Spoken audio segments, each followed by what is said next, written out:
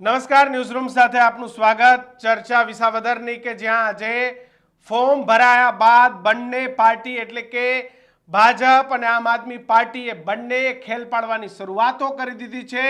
કોંગ્રેસ પણ હવે ખેલની શરૂઆત કરશે, પરંતુ સૌથી પહેલો ખેલ એ ભારતીય જનતા પાર્ટીએ પાડ્યો છે, કારણ કે હવે ખરીદ ફરોખ એટલે કે નેતાઓ તૂટવાની રાજનીતિ શરૂ થઈ ગઈ છે। જી હા, આમ આદમી પાર્ટી માટે સૌથી મોટા સમાચાર, કારણ કે વિસાવદરમાં આમ આદમી પાર્ટીના સૌથી જૂના અને ચૂંટાયેલા નેતાને ભારતીય જનતા પાર્ટીએ તોડી નાખ્યા છે। તેઓએ ભારતીય જનતા પાર્ટીનો ખેસ પહેરી લીધો છે, કારણ કે મેં જેમ પહેલા જ કહ્યું કે હવે જેમ જેમ ચૂંટણી આગળ વધશે તેમ નેતાઓ તૂટવાની શરૂઆત થઈ જશે। નેતાઓને અચાનક જ્ઞાન આવી જશે કે તેઓ જે પાર્ટીમાં હતા એ ખોટા હતા, પરંતુ ભાજપ નેતા રાઠોડભાઈ બોઘરાની પ્રેરણાથી તેઓ ભારતીય જનતા પાર્ટીમાં જોડાયા છે। વિસાવદરમાં ભાજપના ઉમેદવાર કિરીટ પટેલને આમ આદમી પાર્ટીના નેતાએ સમર્થન આપી દીધું છે।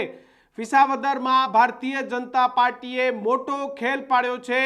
આમ આદમી પાર્ટીના સૌથી સનિષ્ઠ અને જૂના નેતા અને કાર્યકર્તાએ આમ આદમી પાર્ટીને વિદાય કરી દીધી છે। કિરીટ પટેલે સૌથી મોટો ખેલ પાડ્યો છે।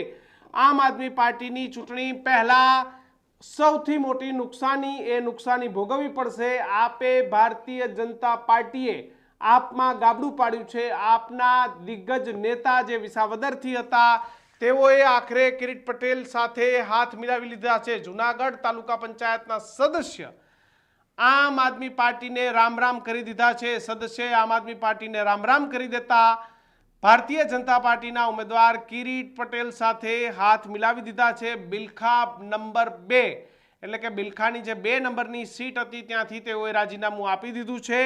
નિર્મલસિંહ ચાવડા કે જે 2 ટર્મથી ત્યાંથી ચૂંટાઈને આવતા હતા, આમ આદમી પાર્ટી સાથે જોડાયેલા હતા, એ નિર્મલસિંહ ચાવડાએ આમ આદમી પાર્ટીમાંથી રાજીનામું આપી અને ભગવો ધારણ કરી લીધો છે। જે આમ આદમી પાર્ટી એવી ડંફાસો મારતી હતી કે અમારી સાથે જોડાયેલા લોકો ક્યારેય ભાજપમાં નહીં જોડાય, એવા નિર્મલસિંહ રાઠોડે હવે આખરે ભારતીય જનતા પાર્ટીનો હાથ થામી લીધો છે।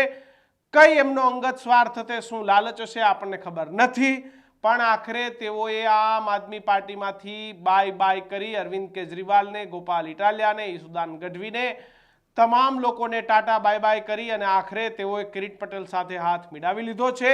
જેમ જેમ ચૂંટણી આગળ જશે તેમ તેમ ખરીદ ફરોખ એટલે કે નેતાઓ ક્યાંક પોતાના ઈમાન વેચી નાખશે, ક્યાંક પોતે જે જનતાએ એમને વોટ આપ્યા હતા એ વોટ વેચી નાખશે, ક્યાંક જનતાએ એમની પર જે ભરોસો મૂક્યો હતો એ ભરોસો વેચી નાખશે, ક્યાંક જનતાએ જે પાર્ટી પર વિશ્વાસ મૂકી અને જે પંજો કે કમળ કે સામેડાનું બટન દબાવીને ચૂંટ્યા હતા બધું જ વેચી નાખશે, કારણ કે આમ આદમી પાર્ટી પરથી તેઓ ચૂંટાયા હતા। નિર્મલસિંહ એ જે બિલખા સીટ નંબર 2 છે ત્યાંથી તેઓ સદસ્ય રહ્યા હતા અને આખરે તેમને કિરીટ પટેલનો હાથ થામી લીધો છે। અરવિંદ કેજરીવાલની આમ આદમી પાર્ટીને ટાટા બાય બાય કરી દીધી છે।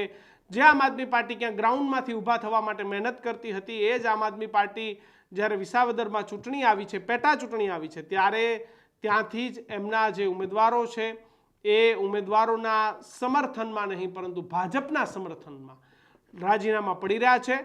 જો કે નિર્મલસિંહ રાઠોડે પોતાનું રાજીનામું ધરી દેતા અને ભારતીય જનતા પાર્ટીમાં જોડાઈ જતા આમ આદમી પાર્ટીને સારો એવો માર પડશે। રાજીનામું આપ્યા બાદ તેમણે શું કહ્યું, આવો એ પણ સાંભળીએ। ચાવડા નિર્મલ 2021માં આમ આદમી પાર્ટીમાંથી તાલુકા પંચાયત સદસ્ય બિલખા 2 ઉપર ચૂંટાણો હતો।